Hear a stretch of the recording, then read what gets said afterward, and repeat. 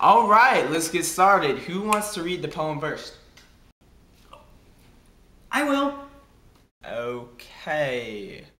'Twas brillig and the... No, I'm gonna... So I'll just start over. Okay. Sure. 'Twas brillig and the slithy toves did gyre and gimble in the wabe. All mimsy were the borogroves and the momerouths outgrave. Beware the Jabberwock, my son, the jaws that bite, the claws that catch. Beware the Jubjub bird and shun the frumious bandersnatch. He took his vorpal sword in hand, long time the man's norm foe he sought. So rested he by the Tumtum tree, and stood awhile in thought. And as in uffish spot he stood, the Jabberwock with eyes of flame came whiffling through the tulgey wood and burbled as it came.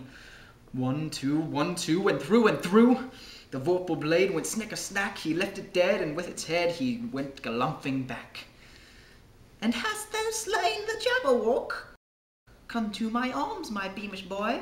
O frabjous day, callooh callay, he chortled in his joy.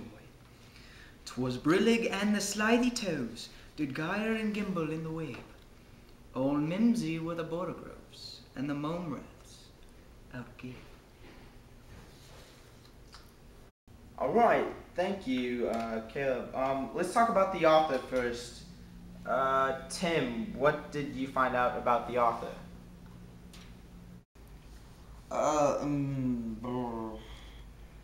The Optrum's numer is Lewis Carroll.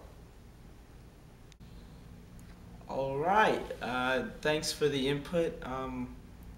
Britton, did you find anything out about the author? Yes, I brought my notes. One moment. Well, Lewis Carroll's real name was actually Charles Ludwig Dodson. He was the author of Alice in Wonderland and Through the Looking Glass. While he did most of his writing while he was a math professor at Oxford University, actually. And he often wrote his stories based on events or issues in his life. For example, I found out that the poem My Fairy was actually written to be about adults that dictated what Charles should do in life. If I remember, he got frustrated quite often in his life about failing to do mathematics because he quite often got distracted by stuff he'd rather do, like writing.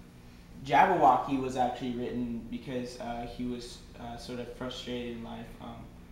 He was a math professor, so quite often he would get frustrated because he didn't have time to do mathematics. In math, there were these new random symbols that could mean any number, and so he was sort of making fun of that in a sense, because Jabberwocky is nonsense, and it's the exact same thing with the math symbols. So He also wrote many books on math and logic to help teach children how to learn. Yippers.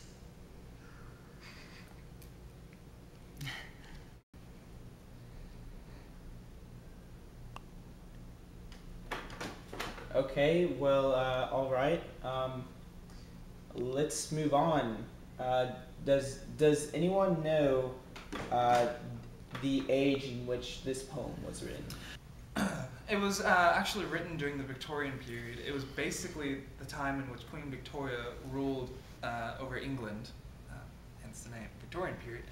During this time, literature had romantic emphasis upon self, emotion, and imagination.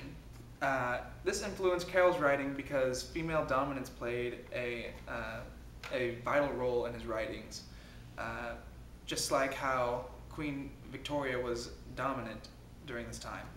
So in Through the Looking Glass, in which the poem Jabberwocky is, he kind of went against Victorian standards, and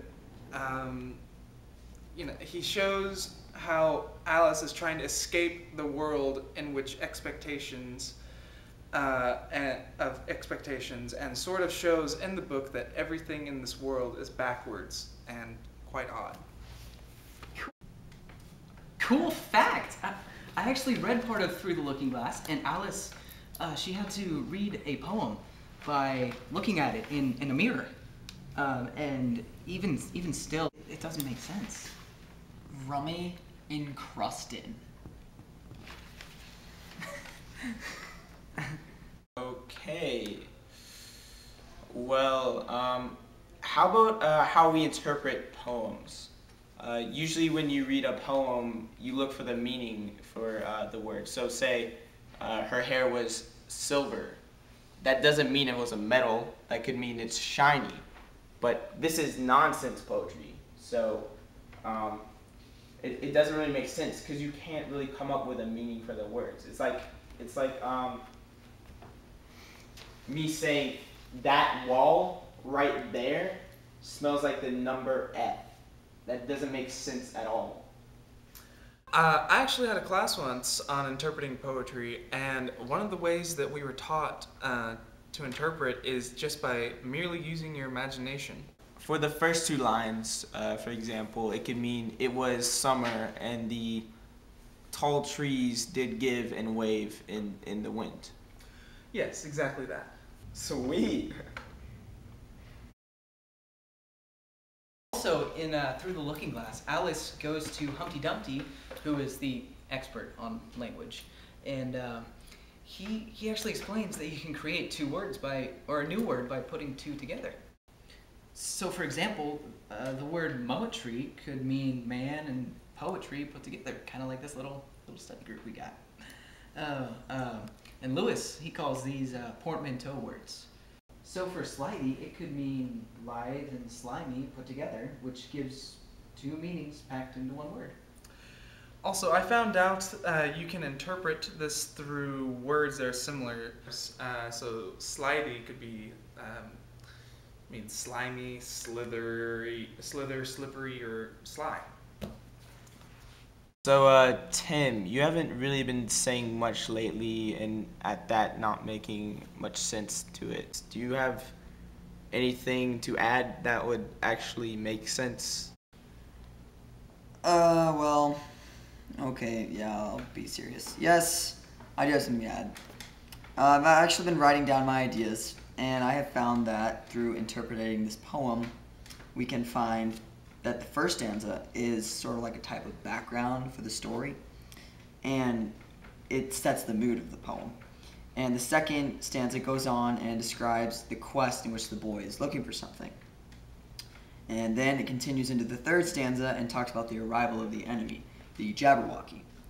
And then there is this battle, and the boy kills his enemy and returns home for a hero's welcome, and then it repeats the first stanza again. So what I was thinking, like Caleb said earlier, was this whole book is like a mirror, and like kind of like the reverse side of something. So maybe the whole point of the poem is not really nonsense, but the reverse side of poetry. So like we talked about, usually you have to find the meaning of a word to interpret the poem, but in this case it's switched around. We interpret it first in order to find the meaning. Genius!